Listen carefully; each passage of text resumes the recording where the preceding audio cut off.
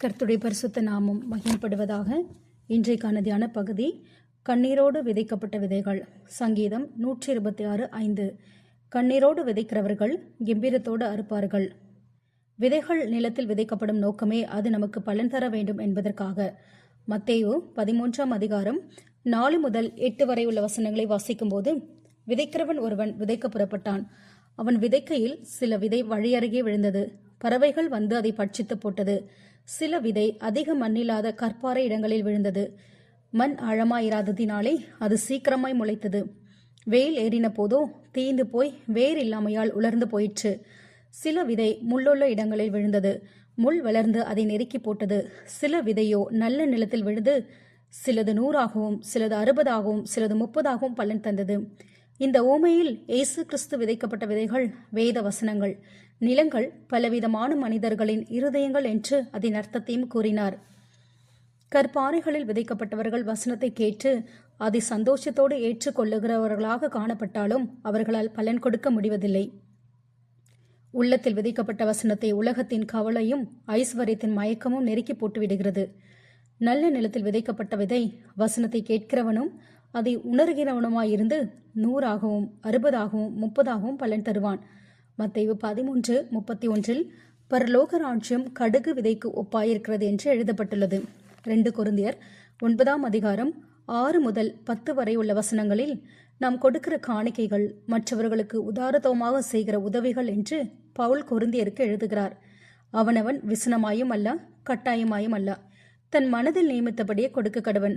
உற்சாகமாய் கொடுக்கிறவனிடத்தில் தேவன் பிரியமாய் இருக்கிறார் என்று காணிக்கைகளை விதைகளாக பவுல் ஒப்பிட்டு எழுதுகிறார். கொடுப்பதற்கான விதையை கர்த்தர் நமக்கு அளித்து அதை பெருகவும் செய்வார் என்று கொடுப்பதை பவுல் உற்சாகப்படுத்துகிறார். நமக்கு கர்த்தர் மேல் இருக்கும் கொஞ்ச விசுவாசம் விதைகளுக்கு ஒப்பாக மத்தேயு 17:20 வசனத்தில் எழுதப்பட்டுள்ளது. இருதயத்தில் கடுகு விதையளவு விசுவாசம் உள்ளவர்களாய் விசுவாச வார்த்தைகளை பேசும்போது பெரிய மலைகளை போன்ற பிசாசுகளை நம்மால் துரத்த முடியும் என்று இயேசு கிறிஸ்து போதித்தார். சங்கீதம் 97:11 நீதிமானுக்காக வெளிச்சமும் செம்மையான இருதயத்திற்காக மகிழ்ச்சியும் விதைக்கப்பட்டிருக்கிறது என்று நம் வாழ்க்கையில் உண்டாகும் வெளிச்சம், மகிழ்ச்சி கர்த்தரால் நீதிமான்களுக்காக விதைக்கப்பட்ட விதைகள் என்று படிக்கிறோம். நாம் எப்படிப்பட்ட விதைகளை விதைத்தாலும் அதற்கு பலன் கொடுக்கிறவர் கர்த்தர். ஏசாயா 30:23 வசனத்தில், அப்பொழுது நீ நிலத்தில் விதைக்கும் உன் விதைக்கு அவர் மழையையும் நிலத்தின் பலன் ஆகிய ஆகாரத்தையும் தருவார், அது கொழுமையும் புஷ்டியுமாயிருக்கும். நாம் நிலத்தில் விதைகளை விதைப்பது மாத்திரமே நம்முடைய வேலை. அதை வளரச் செய்து அதன் தேவைகளை சந்தித்து அதை பெருக செய்வது கர்த்தர். ஈசாக்குக்கு பஞ்ச காலத்திலும் விதைக்கும்படியாக பஞ்ச காலத்திற்கு முன்னமே ஏராளமான விளைச்சலை கர்த்தர் கொடுத்தார். நம்முடைய விதைகள் எப்படிப்பட்ட நிலங்களில் விதைக்கிறோம் என்பதை ஆராய்ந்து பார்த்து நல்ல நிலங்களில் விதைக்கும் போது 100 மடங்கு பலனை நாம் பெற்றுக்கொள்ள முடியும். விதைக்கிறவனுக்கு விதையை கொடுக்கிற தேவன் நம்முடைய வாழ்க்கை எப்படிப்பட்ட பஞ்சத்தின் வழியாக பற்றாக்குறையின் வழியாக சென்று கொண்டிருந்தாலும் தேவனுடைய ராஜ்யத்திற்கு விதைக்கும் விதைகளை நம் கரத்தில் இன்று கர்த்தர் தருவார். தேவனுடைய ராஜ்யத்திற்கு என்று விதைக்கப்படும் விதைகள் பலன் கொடாமல் இருந்ததே இல்லை. ஓசியா 10:12 இந்த நாளில் கர்த்தர் நமக்கு கொடுக்கிறதான வாக்குத்தத்தம். நீங்கள் நீதிக்கென்று விதை விதைங்கள், தயவுக்கேற்றதாய் அறுப்பு அருங்கள், உங்கள் தரிசு நிலத்தை பயன்படுத்துங்கள். கர்த்தர் வந்து உங்கள் மேல் நீதியை வர்ஷிக்க பண்ண மட்டும் அவரை தேட காலமாயிருக்கிறது என்பது.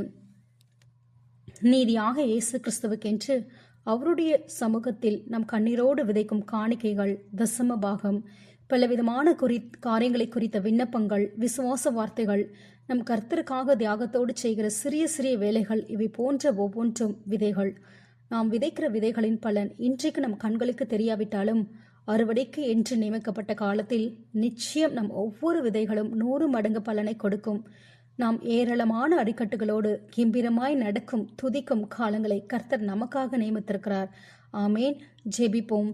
நீதியின் விளைச்சலை வர்த்திக்க பண்ணும் எங்கள் தேவாதி தேவனே, நாங்கள் கண்ணீரோடு உடைய சமூகத்தில் உடைய ராஜ்யத்திற்காக விதைக்கும் ஒவ்வொரு விதைகளும் ஏற்ற காலங்களில் 100 மடங்கு பலனை நீதியின் விளைச்சலை கொடுக்க உதவி செய்ய போகிறபடியால் உமக்கு ஸ்தோத்திரம். இயேசுவின் நாமத்தில் ஜெபிக்கிறோம் நல்ல பிதாவே.